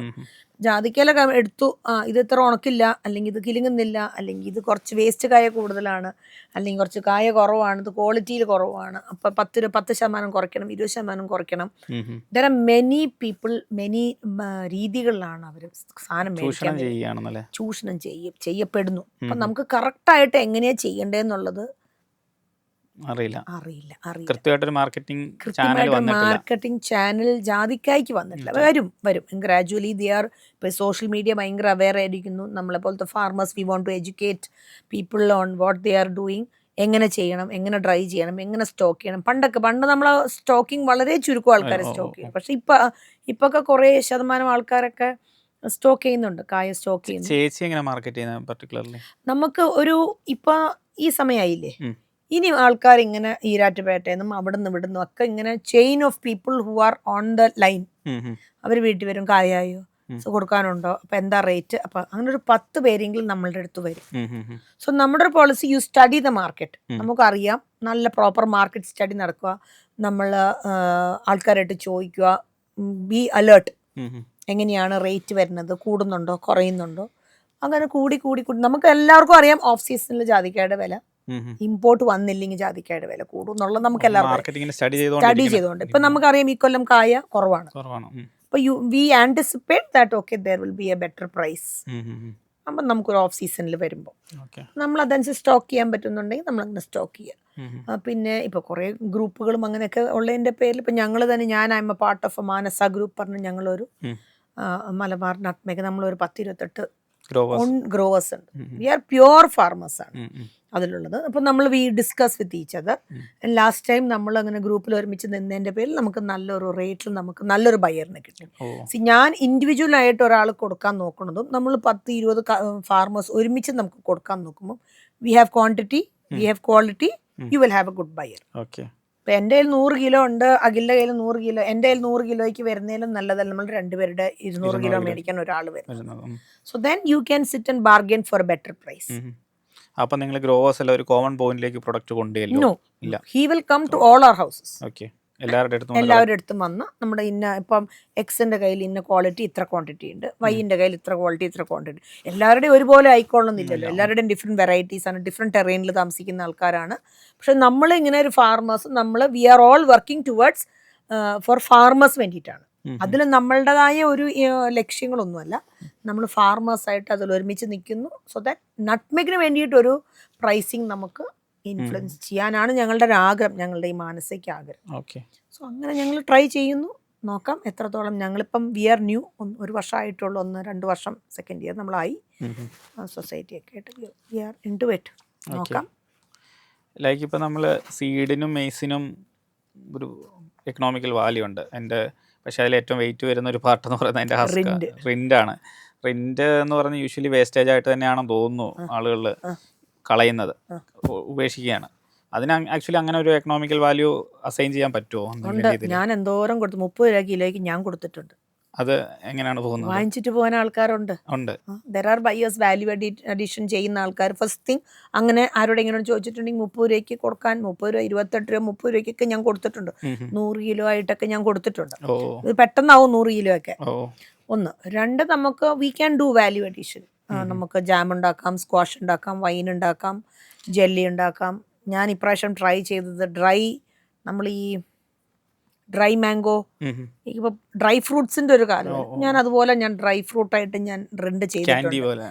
ക്യാൻഡി പോലെ. It is very good. ഞാൻ 3000 രൂപ 1 കിലോയ്ക്ക് അത് വിൽക്കുന്നത്. എനിക്ക് ഓൾറെഡി ഇപ്രാവശ്യം ചെയ്തിട്ടുള്ള 2 പേര് ബുക്കിംഗ് ചെയ്തിട്ടുള്ളത്. സോ അങ്ങനെ ഇന്നോവേറ്റീവ് ആയിട്ട് നമ്മൾ ചിന്തിക്കുക, നമ്മൾ കൊടുക്കുക. ആൻഡ് വി നോ അതിലൊരു പ്രിസർവേറ്റീവ് ഇല്ലാതെയാണ് ഞാൻ ചെയ്തിട്ടുള്ളത്. ഷെൽഫ് ലൈഫ് ഒരു വർഷം വരെ ഉണ്ടാവും. And it is very good for health. നമ്മൾ അതിന് പ്യുവറായിട്ട് നമുക്ക് മോഷൻ സിക്നെസ്സിനോ അല്ലെങ്കിൽ നമുക്ക് ചെറിയ ഗ്യാസ്ട്രൈറ്റിക് ഇഷ്യൂസിനൊക്കെ അതൊക്കെ ഫുള്ളി ഒരു മെഡിസിനൽ പ്രോഡക്റ്റ് അല്ലേ. അപ്പോൾ അതിൻ്റെ റിൻഡിൽ എത്രത്തോളം അതിൻ്റെ ഇഫക്റ്റ് ഉണ്ടാവുന്ന നമ്മളൊന്ന് കടിച്ചു നോക്കിയാൽ അറിയാം. സോ അങ്ങനെ അതൊരു പ്രോഡക്റ്റ് ആയിട്ട് നമുക്ക് ഉപയോഗിക്കാം. ജാം, ജാതിക്ക ഒരിക്കലും കഴിക്കാൻ ബ്രാൻഡിലാണോ കൊടുക്കുന്നത് അതോ ഞാനിപ്പം റിക്വയർമെന്റ് അനുസരിച്ച്. ഇപ്പം ജാതിക്കയുടെ ഒരു ജാം, പിള്ളേരൊന്നും ജാതിക്ക കഴിക്കത്തില്ല. നമ്മളത് ഞാനത് മിക്സഡ് ഫ്രൂട്ട് ജാം ആക്കും. ജാതിക്ക നമ്മുടെ വീട്ടിൽ പപ്പായ കിട്ടുമ്പോഴോ അല്ലെങ്കിൽ പൈനാപ്പിൾ കിട്ടുമ്പോഴോ, സോ ഇൻഗ്രീഡിയൻ്റ് ആയിട്ട് നമ്മൾ ജാതിക്കയും കൂടെ ഉൾപ്പെടുത്തിയിട്ട് you can do it as mixed fruit jam. So you think of innovate your product, you need money. എന്തൊക്കെ പറഞ്ഞാലും ദി സക്സസ് എന്ന് പറഞ്ഞത് പൈസയാണ്. ഇതെല്ലാം ചെയ്തിട്ട് നമുക്ക് പൈസ ഇല്ലെങ്കിൽ ഒരു കാര്യമില്ലല്ലോ. Okay, right. ഓക്കെ, ഞാൻ ചേച്ചി ഇവിടെ ഇഷ ഫൗണ്ടേഷൻ്റെ ഔട്ട്റീച്ച് പ്രോഗ്രാമിൽ ക്ലാസ്സുകൾ എടുക്കുന്നുണ്ടെന്ന് കേട്ടോ. അതെങ്ങനെയാണ് ക്ലാസ്സുകളൊക്കെ ഡീൽ ചെയ്യുന്നത്? അതൊരു വേറെ ഒരു സെഗ്മെൻ്റാണ്. ഞാൻ കേരളത്തിൽ ഇത്രയും കൊല്ലം ഞാൻ ജീവിച്ചു. ഞാൻ കല്ലിങ്കിൽ തന്നെ 26 years ഞാൻ ലിവ്ഡ്. ബട്ട് അവരുടെ ഒരു വേറെ ഡിഫറെൻറ്റ് കോൺസെപ്റ്റാണ്. അവരൊരാൾ ഫാമിംഗ് അല്ല അവർ നോക്കുന്നത്. They are thinking as a whole. Tamil Nadu അവരൊരു മുഴുവൻ സ്റ്റേറ്റിനെ അവർക്ക് എങ്ങനെ ഗ്രീനറി കൊണ്ടുവരാൻ പറ്റും, അവരെങ്ങനെ നമുക്ക് അതിലേക്ക് ഫാർമേഴ്സിനെ നമുക്ക് ഉൾക്കൊള്ളുത്താൻ പറ്റും, അതിനൊക്കെ ഒരു മേജർ ഒരു പ്രോഗ്രാമാണ് അവർ ചെയ്യുന്നത്. My role there is like how you can improve nutmeg. അവർക്ക് ഇനിയിപ്പം നെക്സ്റ്റ് നട്ട്മേക്ക് അവരുടെ തമിഴ്നാട്ടിലെ ഫാർമേഴ്സ് ഇൻട്രൊഡ്യൂസ് ചെയ്യണം. അപ്പോൾ അതെങ്ങനെ ഫ്രം സ്ക്രാച്ച് നമ്മളെങ്ങനെ വെക്കുന്നു, എങ്ങനെ പ്ലാന്റ് ചെയ്യണം, അതെങ്ങനെ ഗ്രോ ചെയ്യണം, അതെങ്ങനെ ഇപ്പം നമ്മൾ ഈ സംസാരിച്ച കാര്യങ്ങളൊക്കെയാണ് they want me to speak to the farmers. And farmers also നമുക്കൊരു ഞാൻ പറഞ്ഞില്ല, ഒരു ലാസ്റ്റ് ഇയർ ഞാനൊരു പ്രോഗ്രാം കൊടുത്തു. 6000 ഫാർമേഴ്സ് ഒറ്റ പ്രോഗ്രാം, 3 ഓഡിറ്റോറിയത്തിൽ ഒരേ ദിവസം ഒരേ പ്രോഗ്രാം 200 രൂപ കൊടുത്ത് രജിസ്റ്റർ ചെയ്ത ഫാർമേഴ്സാണ്. ആ ഒരു കാര്യമാണ് കേരളത്തിൽ നമ്മൾ കാണാത്തത്. കേരളത്തിൽ അങ്ങനെ നമ്മൾക്കൊരു ഒരു 100 ഫാർമേഴ്സിൻ്റെ ഒരു പ്രോഗ്രാം ഒരു കൃഷിഭവനിൽ നടത്തണമെങ്കിൽ ഇറ്റ് ഇസ് വെരി ഡിഫിക്കൽട്ട് 100 ഫാർമേഴ്സിനെ കിട്ടാൻ. നമ്മൾ അങ്ങോട്ട് ജെനുവിൻ ആയിട്ട് ഫാർമേഴ്സ് വന്ന് ടു ലേൺ സംതിങ്, അവർക്കും നന്നാവണം, അല്ലെങ്കിൽ അവർക്കും പഠിക്കണം, നമുക്കും കൃഷി ചെയ്യണം എന്നുള്ളൊരു ഫാക്ടർ ഇസ് സംവെയർ മിസ്സിങ് ഇപ്പം. പക്ഷെ അവിടെ ഞാൻ കണ്ടൊരു ട്രെൻഡ് അതാണ്. എല്ലാവർക്കും പഠിക്കണം, ചെയ്യണം, എല്ലാവരും ബുക്കൊക്കെ കൊണ്ടുവന്ന് രാവിലെ തൊട്ട് വൈകിട്ട് വരെ അവരുടെ ഔട്ട്റീച്ച് പ്രോഗ്രാംസ് അവരിരുന്ന് ഭക്ഷണമൊക്കെ ഉണ്ട്, പക്ഷെ എന്നാലും ഒരു പ്രോഗ്രാം പോലും അവർ മിസ് ചെയ്യില്ല. ഫ്രം സീഡ് ടു മാർക്കറ്റ്, വിത്ത് മുതൽ വിപണി വരെ അവർ പറഞ്ഞും കൊടുക്കും. ഇതെല്ലാം അവർ നോട്ടും ചെയ്യും, അവരതനുസരിച്ച് പ്ലാൻ ചെയ്ത് അവർ ചെയ്യുന്നുമുണ്ട്.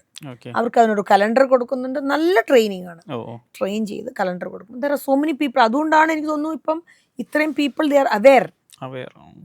ഒരു പ്രോഗ്രാമിൽ 6000 ആൾക്കാർ കേക്ക് വെച്ചൊരു വലിയൊരു അവയർനെസ് അല്ല കൃഷിക്കാർ. അപ്പം അതൊരു വലിയൊരു അവയർനെസ് പ്രോഗ്രാമാണ്. ആൻഡ് ദാറ്റ് ഈസ് നോട്ട് ഈ ജാതിക്കാന്ന് മാത്രമല്ല, ടിമ്പർ. ഇന്ന് തേക്കാണെങ്കിൽ നാളെ പശു ആണെങ്കിൽ ഇന്ന് ജാതിക്കാണെങ്കിൽ പിന്നെ കുരുമുളകാവും, പിന്നെ സ്റ്റാർട്ടപ്പ് ആവും, പിന്നെ വാല്യൂ അഡീഷൻ ആവും. So they R that is upliftment of farmers. എത്ര ക്ലാസ് എടുത്തിട്ടുണ്ട് വിഷയത്തില്?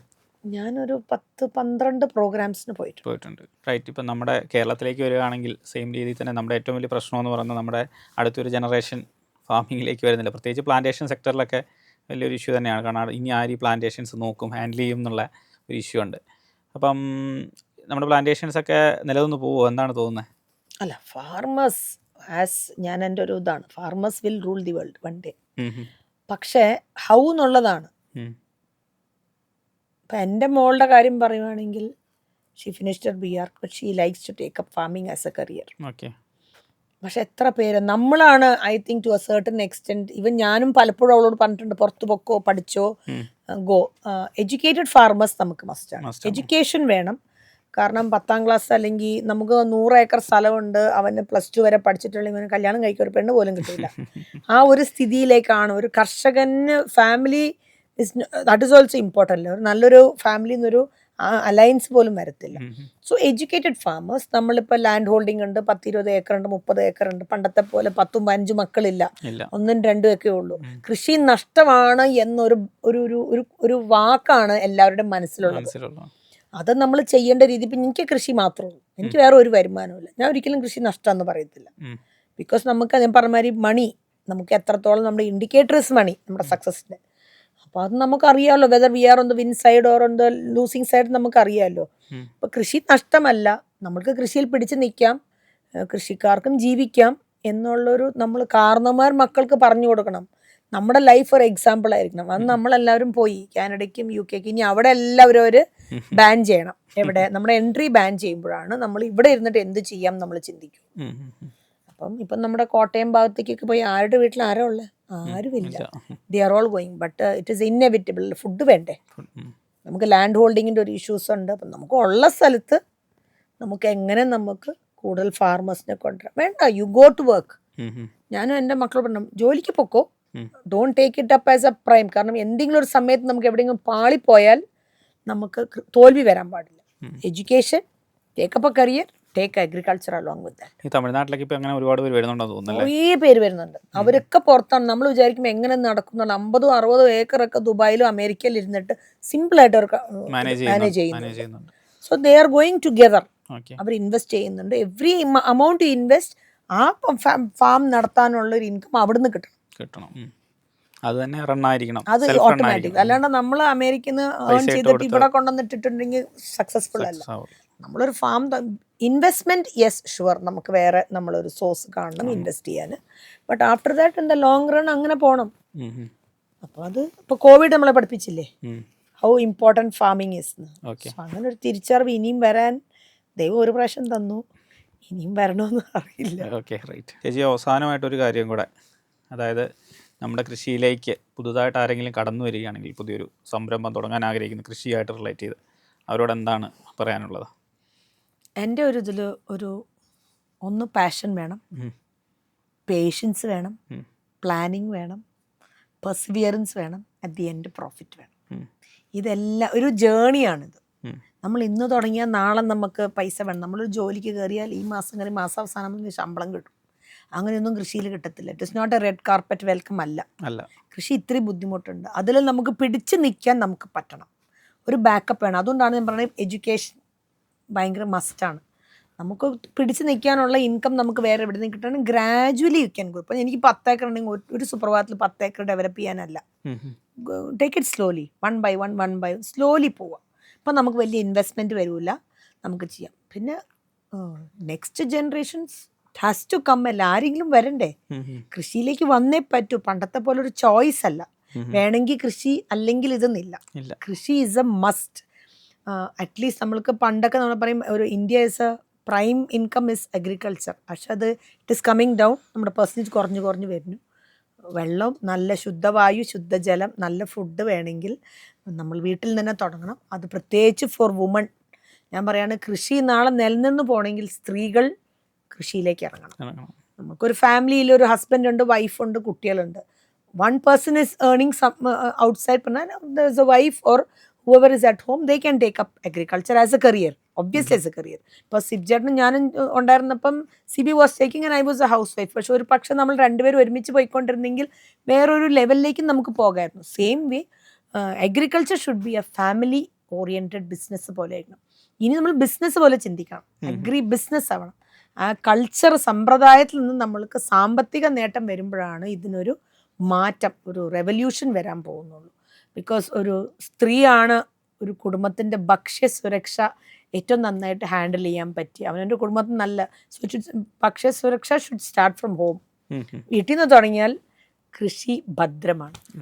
സോ തീർച്ചയായിട്ടും ഇതൊരു നല്ലൊരു ഓപ്ഷനാണ് പിള്ളേർക്ക് എടുക്കാൻ. അപ്പോൾ ചേച്ചി, സോ മച്ച് താങ്ക് യു. ഇത്രയും തിരക്കുകൾക്കിടയിൽ നമ്മുടെ ഈ പോഡ്കാസ്റ്റിന് സമയം തന്നതിന് വളരെയധികം താങ്ക് യു. ഓക്കെ.